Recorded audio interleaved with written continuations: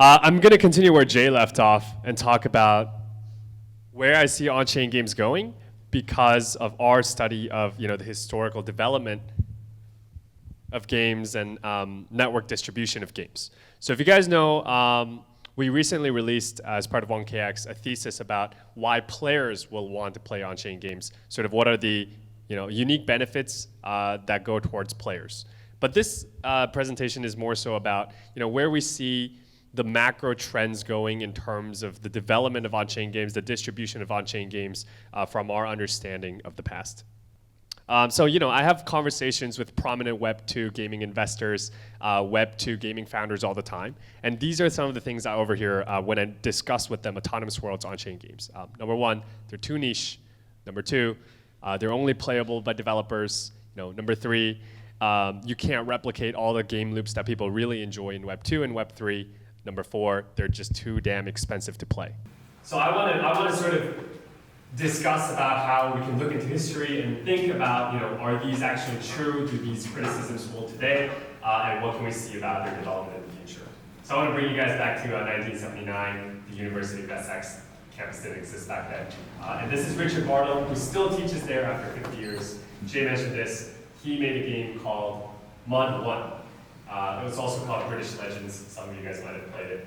It was a textual game played on a command line. You enter into different rooms, you create different objects, and you can interact with them. At first, there was no purpose, but later, Bartle introduced this purpose of becoming a wizard, explore the entirety of the map, which I have here, and then you can become a wizard and mess with other people.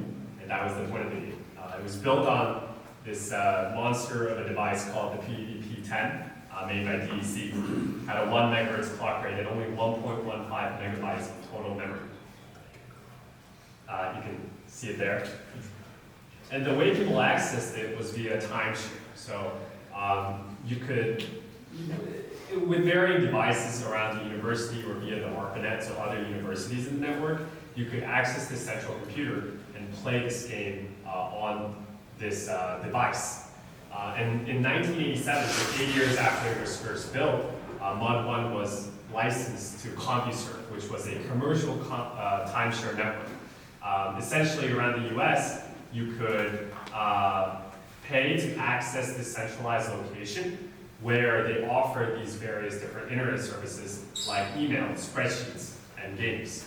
The cost to access the CompuServe network was $5 USD flat fee a month, plus $6 to $12 per hour charges, depending on your bandwidth usage within the CompuServe network.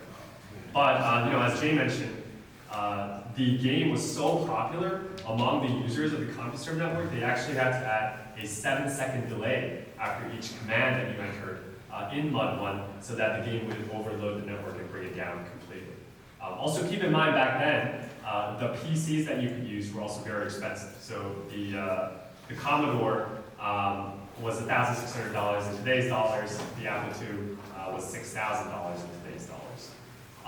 Some of you guys might remember Legends of Kesmine. This was the first commercially popular game on the CompuServe network.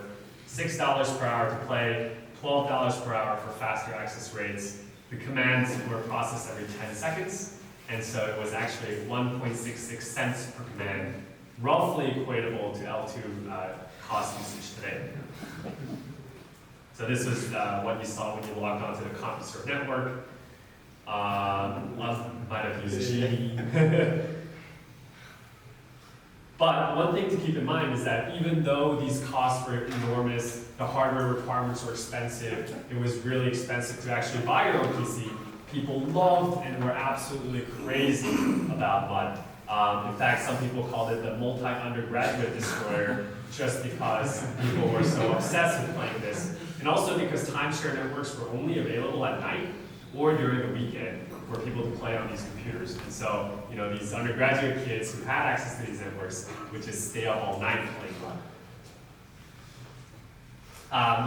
This is like a screenshot I took from someone's telnet instructions on how they could connect with Mud and a little schema. And I think one important point that I want to mention here is that this didn't exist in a vacuum. So meanwhile, we're talking about 1987 when CompuServe was first serving Mud 1. This was when Street Fighter 1 came out on the Capcom, right? we've all played Street Fighter 1 and probably Street Fighter 2. And if you look at it in 1982, arcade game revenue actually was larger. It was the last year that arcade game revenue was larger than home and console game revenue. If you look at the games that were most popular in arcades in 1982, they're actually the exact same as the games that were most popular for home consoles and computers. Essentially what we're saying is, back in 1982, the most popular games on these new devices, on these new networks, were complete copy and pastes of what you could originally play on the arcade. It was Pac-Man, Donkey Kong, Defender, Space Invaders, all arcade games that were ported over into your home devices. So yeah, like they were significantly better, and multiplayer by default as well, with just much more variety, much better hardware, and much more fidelity. And people were porting over them to Apple IIs and Ataris. In aggregate, we've seen that people will pay to play new games and new genres if the game is fun and there's something unique about it. Even with the existence of higher fidelity, cheaper, better hardware alternatives that you can try out. We've also seen that the very early networks knew that games were a core driver of demand and so bundled them in with network access so that you would buy and purchase or access the network to play those games. And we've also seen that the very first computer games were copied over arcade games, but later a PC native ecosystem emerged. Essentially what we're seeing in blockchains today. The first commercial successful game on the CompuServe network I mentioned was Kesmine. Islands of Kesmine, Legends of Kesmine. It was the first commercially popular MMORPG robot. 1.66 cents per command, 10-second delay per command. Very similar to what we have today. These games achieved quote-unquote mainstream popularity, but they were somewhat limited by being bundled with proprietary online services, the limitations of hardware and networking infrastructure, and only really took off once this networking infrastructure matured. You could access DSLs through a monthly subscription, and PCs became widely available. Sort of games from this era, some of you guys might have played, is like Habitat, Legends of Future Past. It's a screenshot from Legends of Kesmine. And something else that surprised me was it took a long time actually for these costs to come down over time as more and more people have DSL access. Right? Even in 99, 98, Ultima cost this guy $400 to play his first internet bill because he was still using dial-up. Mass market came, I would say, in the first and second generation of MMOs, right? We had EverQuest, Ultima Online, Lineage, Asheron's Call as sort of this first generation from 99 to 04. And back then, now we had dial-up access at 28 to 56 kilobytes per second. DSL was now available to everyone. It was a couple of orders of magnitude faster. And now everyone had a PC, right? UO and Lineage launched for Windows PCs running 95 and 98, which was the first computers I've used as well. And on that foundation, in 04, we had this real mass market, the second generation of MMORPGs, with millions and millions of players. UO2, Canonical, World of Warcraft, RuneScape, Eve, MapleStory, Final Fantasy. And these are still around today, and they've achieved billions of dollars in value. Nostalgic screenshots, defeating Elvar and Grandor.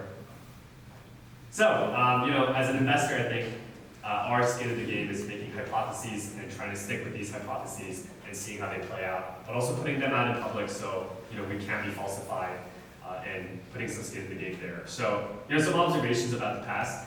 I think at the very early stages, you see a core group of evangelists building for a hyper niche market. Basically, the group that's in this room today. And number two, I don't think it matters if it's too expensive to play, if it's too slow, if there's better traditional alternatives with higher fidelity and whatnot, as long as there is a core value prop from a player's perspective to play this. And that's the third thing. And the underlying tech will catch up over time. And I believe right now we are in the Mod 1 era, the PvP 10 PvC era of Onchain games. But we have a ton of the smartest people in the world experimenting in space. And also, we're right about time in terms of improving blockchain throughput through L2s, 4844, roll-apps as a service, roll-ups as a service. And I believe right now it's like, maybe 86, 87, right before like the CompuServe era for Onchain games. And yeah, that's it.